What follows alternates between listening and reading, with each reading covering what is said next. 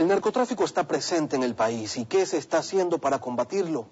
En principio existe el reconocimiento de un problema por parte de las Fuerzas Armadas. Recordemos lo que dijo el general Patricio Cárdenas en febrero cuando dejaba de ser comandante del Ejército y el pasado jueves el general Ernesto González antes de dejar de ser jefe del Comando Conjunto de las Fuerzas Armadas. El general Patricio Cárdenas dejó oficialmente el Ejército. Su reemplazo es el general Marco Vera Ríos. El general Patricio Cárdenas, antes de despedirse como comandante del Ejército, reveló un informe en el que establece las amenazas para el Ecuador y señala que si no se toman los correctivos adecuados para combatir el narcotráfico, en corto o mediano plazo, llegará a desbordarse en el país hasta caer en índices de violencia. Es una obligación de los futuros mandos el continuar y el dar un mayor impulso. En su discurso de despedida, el jefe del Comando Conjunto alertó sobre la situación de inseguridad que enfrenta el país. Entre las principales amenazas, citó al crimen organizado, la trata de personas, la inseguridad ciudadana, el tráfico de drogas y principalmente la presencia de grupos ilegales armados. No se puede desconocer los efectos que el conflicto colombiano ha generado en nuestro país. Debido al accionar de los grupos ilegales armados en la zona próxima al límite fronterizo, constituyéndose en este momento en la principal amenaza para el país. Fernando Carrión es un investigador y un especialista en temas de seguridad. Doctor Carrión, buenos días. Usted ha sostenido que ya no es una amenaza el narcotráfico y el crimen organizado en nuestro país, que es una realidad. Ahora, cuando se dice que el narcotráfico está ya en el Ecuador, ¿en qué debemos pensar los ciudadanos? ¿En grandes carteles que operan desde nuestro territorio? Buen día. Buenos días, Lenín. Sí, un par de cosas. La primera es que la zona de producción de cocaína más grande del mundo está localizada en la zona andina. Bolivia produce alrededor de 300 toneladas, Perú 480 se estima, el caso de Colombia estarían sobre las 900. Y estas tres zonas de producción tienen distintas zonas por las cuales se exporta. El caso del Ecuador es un territorio bastante apetecible porque tiene 4 puertos marítimos muy buenos, además de alrededor de unas 20 puertos clandestinos hacia el Pacífico. Y lo mismo ocurre hacia la zona de la Amazonía. Ahí tenemos principalmente los cauces fluviales que permiten la exportación hacia el Brasil, que se ha convertido en uno de los países de consumo más grande del mundo, y sobre todo una trayectoria muy buena para los lugares de consumo en Europa y en África, de tal manera que el Ecuador está en un lugar estratégico para este gran mercado que se ha convertido el narcotráfico a nivel mundial. ¿Amenaza o realidad el narcotráfico en nuestro país?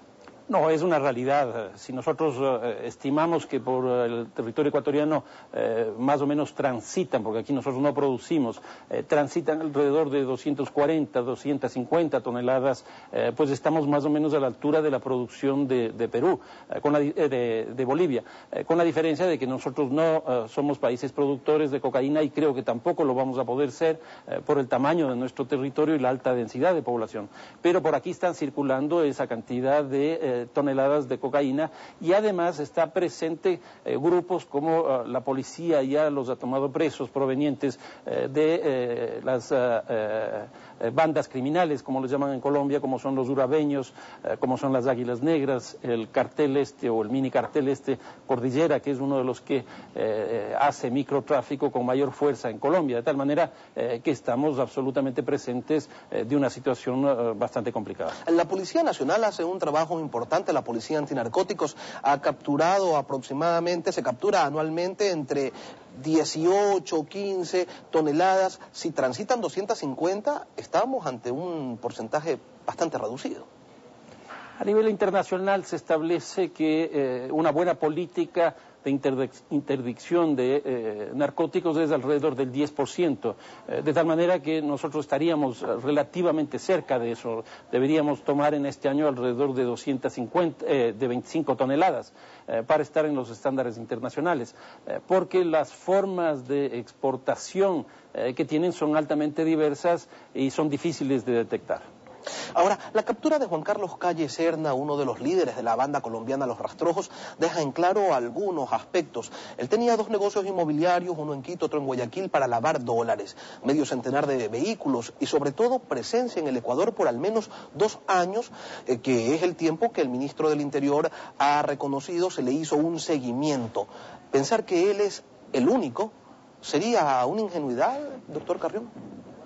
A ver, un par de cosas aquí, porque simultáneamente que se tomaba preso a este delincuente aquí en el Ecuador, ocurría exactamente igual en Colombia, lo cual nos quiere decir que nuestras policías están trabajando de manera articulada.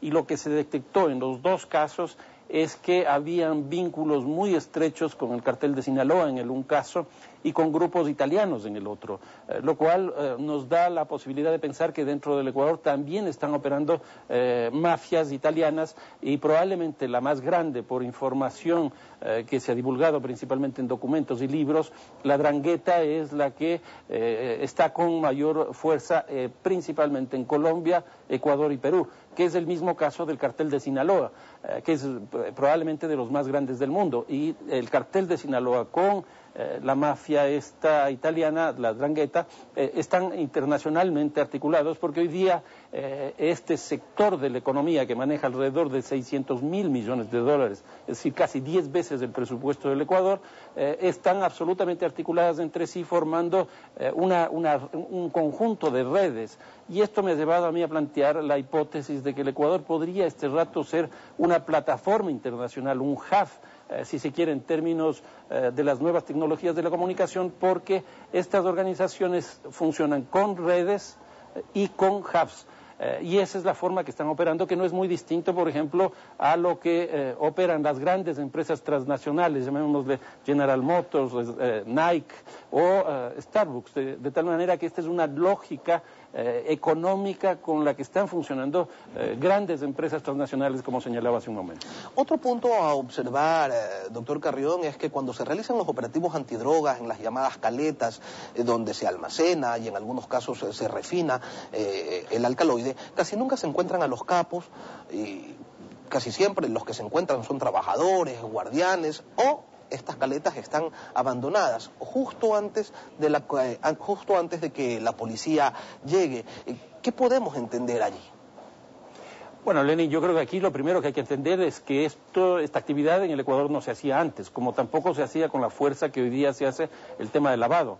Y esto es básicamente por lo que el mismo comandante de la Fuerza Terrestre nos señalaba. Se nota claramente que ha habido un desborde del conflicto colombiano y hoy día sale económicamente más rentable y en mejores condiciones de hacer, por ejemplo, el procesamiento de la cocaína en territorio ecuatoriano. Si uno hace un mapeo de los lugares donde se ha descubierto estas caletas, estos lugares donde se está procesando, básicamente vamos a ver que existen 2 lógicas.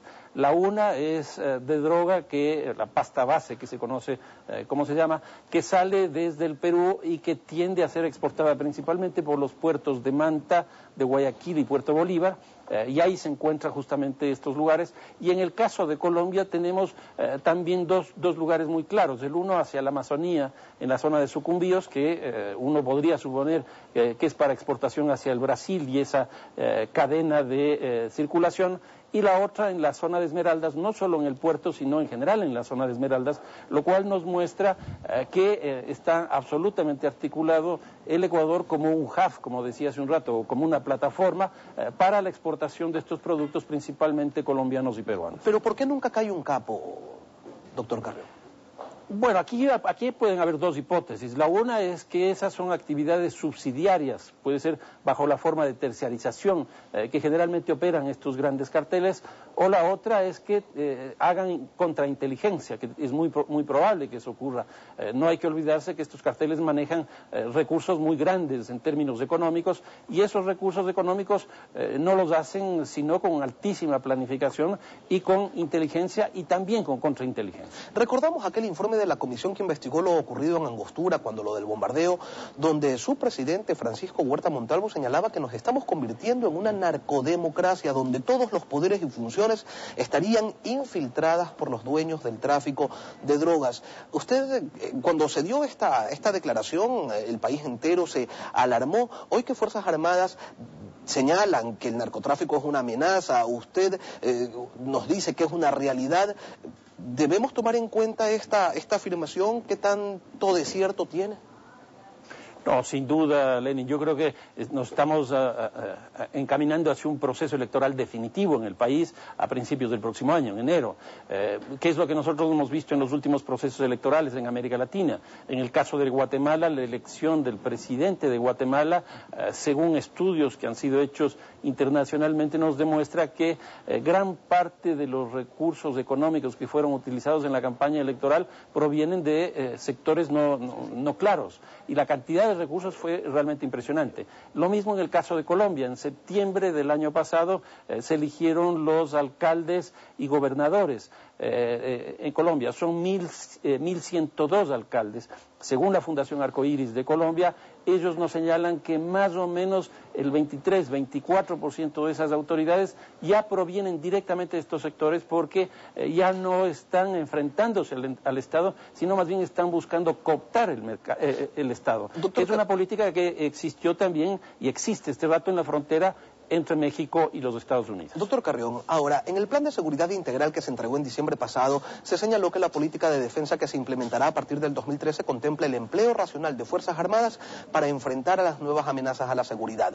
¿Hacia allá es que vamos? ¿Vamos a ver a los militares combatiendo directamente el narcotráfico? En un minuto, por favor.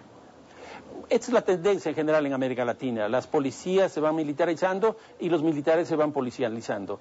Yo no veo ninguna diferencia con esta tendencia en América Latina, de tal manera que creo que va a cambiar la misión de las Fuerzas Armadas aquí en el Ecuador para enfrentar, según dicho por el propio comandante de la Fuerza Terrestre, estas nuevas amenazas que estarían por llegar a minar lo que es la soberanía nacional. Agradecemos la presencia del doctor Fernando Carrión, investigador, experto en temas de seguridad.